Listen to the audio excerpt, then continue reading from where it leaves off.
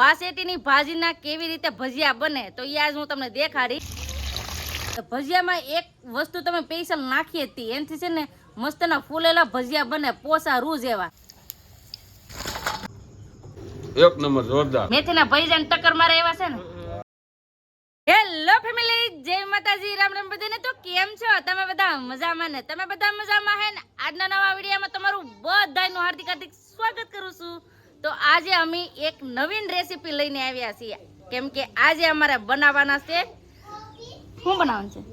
વાસેટીની ભાજીના ભજીયા. હા, વાસેટીના ભાજી હોય ને એના ભજીયા બનાવવાના છે. વાસેટી હોય ને એના ફૂલડા હોય તો એના ભજીયા બનાવવાના છે. તો કઈ રીતે અમે ભજીયા બનાવીને તમને દેખાડશું, કેમ કે અમે છે ને સાદા ભજીયા બનાવી એ તો મેં તમને શેર કર્યું જ છે, પણ આજે હું છે ને તમને દેખાડી કે અમારે અહીંયા વાસેટીની ભાજીના કેવી રીતે ભજીયા બને તો એ આજ હું તમને દેખાડી. તો હાલો તમે બધા વિડીયોમાં બના રહેજો, તમને બધાને મજા આવશે. જો તમને આ વિડીયો ગમે ને ફેમિલી તો પ્લીઝ એક લાઈક કરી દેજો, ચેનલ પહેલી વાર તો પ્લીઝ સબસ્ક્રાઇબ કરી દેજો, મીઠી મીઠી એક કમેન્ટ કરવાનું ભૂલતા નહીં હો. અને હા ફેમિલી, આ વાસેટીની ભાજી છે ને એ એમ કહેવાય ને કે શરીર માટે બહુ સારી, તો એના આપણે ભજીયા બનાવવાના છે. એટલે શરીર માટે સારી એટલે એ પણ ખવાઈ જાય અને ભજીયાના ભજીયા પણ થઈ જાય અને એક નંબર ભજીયા બને જો આવી રીતે બનાવો તો તમને આગળ દેખાડીએ કેવી રીતે અમે બનાવીએ. હાલો હવે ભજીયા બનાવવાની તૈયારી કરી દઈએ શરૂ. આ છે વાસેટી, તો આના આપણે ભજીયા બનાવવાના છે. તો આ વાસેટીના છે ને પહેલા તો આપણે દવણું કરવાનું છે.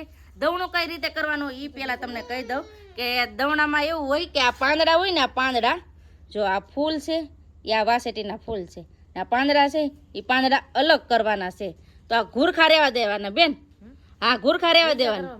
હા, આ ઘૂરખા રહેવા દેવાના. આમને ઘૂરખા હોય ને એમને રહેવા દેવાના. ખાલી આ પાંદડા છે ને એ કાઢવાના છે. તો પેલા છે ને આપણે વાસેટીની ભાજી હારી કરી નાખીએ.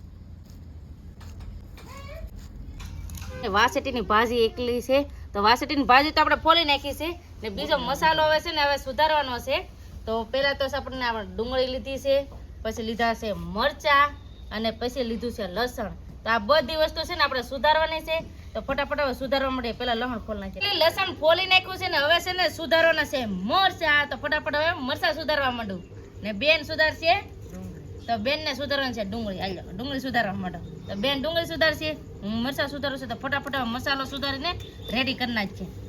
એટલે શાકું કઈ ગાય છે શાકું. હાલો ફટાફટ સુધારવા માટે મસાલો સુધારી નાખ્યો છે ને હવે છે ને ક્રશ કરવાનો છે. તો લઈ લીધું છે લસણ. તો લસણ ને છે ને પેલા ક્રશ કરવાનું છે. તો લસણ ક્રશ કરી નાખીને હારે છે ને મરચા પણ નાખી દઈએ એટલે એક સાથે બે વસ્તુ ક્રશ થઈ જાય.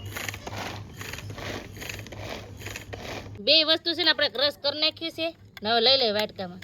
મસાલો સુધારી નાખ્યો છે ને હવે આપણે આ વાસેટીની ભાજી છે ને એની ધોવાની છે. તો ફટાફટ વાસેટીની ભાજી ધોઈ નાખીએ.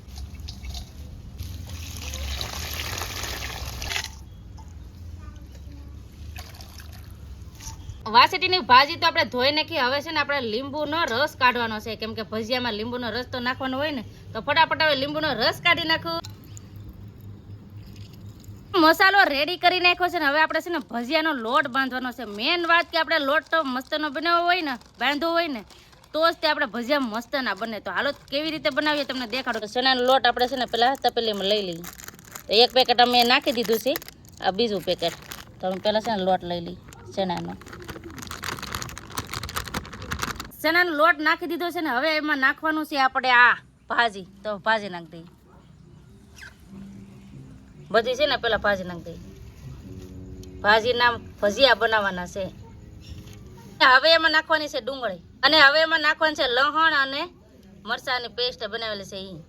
તો એટલી વસ્તુ આપણે નાખી દીધી છે. હવે આપણે ભજીયાનો મસાલો નાખવાનો છે. ભજીયામાં એક વસ્તુ તમે સ્પેશિયલ નાખી હતી, એનાથી છે ને મસ્તના ફૂલેલા ભજીયા બને, પોસા રૂ જેવા. તો હાલો તમને દેખાડીએ કઈ મસાલો નાખીએ એ. તો આપણે આ મસાલો લઈ લીધો છે. તો આ બધો મસાલો નાખેલો છે ને એમાં નાખવાનો છે આ મસાલો. તો મસાલો નાખી દઈએ. મસાલો નાખી દીધો હવે એમાં નાખવાનો છે લીંબુનો રસ. હવે એમાં સ્વાદ અનુસાર પહેલા મીઠું નાખી દઈએ. મીઠું નાખી દીધું ને હવે છે ને આપણે મિક્સ કરી નાખીએ આવી રીતે હરખી રીતે છે ને પેલા મિક્સ કરી નાખીએ બધી વસ્તુ. તો બધું મિક્સ કરી નાખ્યું છે ને હવે એમાં નાખવાનું છે આપણે પાણી. તો પાણીથી આપણે છે ને લોટ બાંધવાનો છે આવી રીતે. બહુ ઢીલો નથી રાખવાનો ને બહુ કઠણ પણ નથી રાખવાનો. એવી રીતે છે ને આપણે પહેલાં ડવો બનાવી નાખીએ. ડવો બનાવી નાખ્યો છે ને હવે એમાં નાખવાની છે આપણે આ કોથમરી. તો કોથમરી છે ને આપણે વાહેથી નાખવાની છે, તો નાખી દીધી છે. અને હવે એમાં હજી એક વસ્તુ નાખવાની છે. એ શું નાખવાની છે બેન? લાલ મરચું. તો લાલ મરચું નાખવાનું છે. તો આવી રીતે બધું મિક્સ કરી નાખ્યું ને હવે નાખી દઈએ લાલ મરચું, કેમ કે થોડુંક તીખાશ માટે. તો બધું પાછું મિક્સ કરી નાખીએ. ભજીયાનો ડવો બનાવી નાખ્યો છે ને ડવો કેવો બનો? આવી રીતે આપણે ડવો બનાવીને રેડી કરી નાખ્યો છે. અને આપણે તેલ પણ હવે મૂકી દીધું છે, તળવાના છે એવા ભજીયા. કેમ બેન, તેલ ગરમ થઈ ગયું? તેલ ગરમ થવા દઈએ. અને અત્યારે અમારે બને છે ચટણી. તો મસ્ત મજાની અટાણે ચટણી બનાવવાની તૈયારી ચાલુ છે.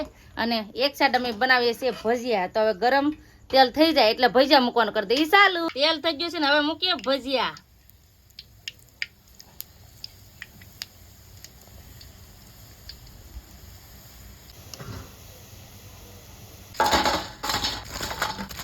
ભજીયા બનાવી નાખ્યા છે ને એટલા બધા આપણે ભજીયા બની ગયા છે ને હવે છે ને સર્વ કરવાનું છે. જમવાનું ટાણું થઈ ગયું તો ફટાફટ હવે સર્વ કરી દઉં. તો પેલા આપી દઉં ભજીયા.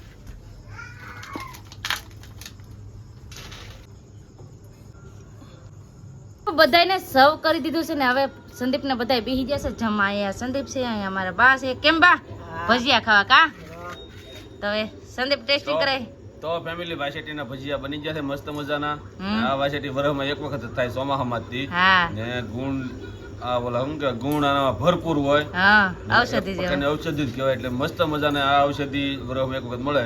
અને ભજીયા બનાવ્યા છે ને હાલો ટેસ્ટિંગ કરીએ ને તમને કેવી કેવા વિનાય. હા, આની ભાજી તો બને જ છે. હા. આની ભાજી તો બને છે પણ આજે અમે બનાવ્યા છે ભજીયા. તો ભજીયા મજા આવે પણ હતા ને અને ગુણકારી પણ કહેવાય. કેમ સંદીપ? તો હાલો ફેમિલી બધા ભજીયા ખાવા. ટેસ્ટિંગ કરો. વાસીટીના ભજીયા કેવા લાગે ટેસ્ટિંગ કરો ને કહો. એક નંબર જોરદાર. હાસુ હે? હા. તમે મારા બા પણ ખાય છે. બા ટેસ્ટિંગ કરીને કહો તો ખરા કેવા લાગે ઈ. મારા બા ને કેદીના ખાવા હતા કા સંદીપ? હા. તો સંદીપ ખાય છે, અહીં મારા બા ખાય છે. મારા બા ટેસ્ટિંગ કરીને કે કેવા લાગે બા? મસ્ત લાગે ને? મેથીના ભજીયા ને ટક્કર મારે એવા છે ને? હા. મસ્ત લાગે કા? મેથી તો 12 મહિના મળે પણ આ વરસમાં એક વખત જ મળે. હા. તો બધાએ ટેસ્ટિંગ કરીને તો બધાને બહુ જ ગમે. હવે હું ટેસ્ટિંગ કરીને જોઉં. તો આવી રીતે આપણે કોણા કોણા છે ને ભજીયા બન્યા છે. અને હા, આની ખાસ વાત કે આપણે વાસળીના ભજીયા ખાઈએ ને તો એ કોણા માખણ જેવા બને, રૂ જેવા બને. તો આજ તમને ટેસ્ટિંગ કરીને દેખાડો કેવા બન્યા. તો પહેલા તો છે ને ચટણીમાં નાખી દી અને મજા આવે આ ભજીયા. કેમ કે પોસા રૂ જેવા હોય અને ક્રિસ્પી પણ થાય. તો આવો બધા તમે ભજીયા ખાવા. અને આવી રીતે છે ને આજે અમે બનાવ્યા છે વાસળીના ભજીયા. તો તમને આ રેસીપી કેવી લાગી પ્લીઝ કોમેન્ટ કરીને કહેજો. અને હા, વિડીયો ગમ્યો હોય ને તો લાઈક કરજો, શેર કરજો. ચેનલ પહેલી વાર તો પ્લીઝ સબસ્ક્રાઇબ કરી દેજો. તો આવતીકાલ મળીશું એક નવા બ્લોગ સાથે, નવા ઉમંગ સાથે, નવા જોશ સાથે. ત્યાં સુધી જય માતાજી, રામ રામ બધાને. આવજો, bye bye, Tata, C you.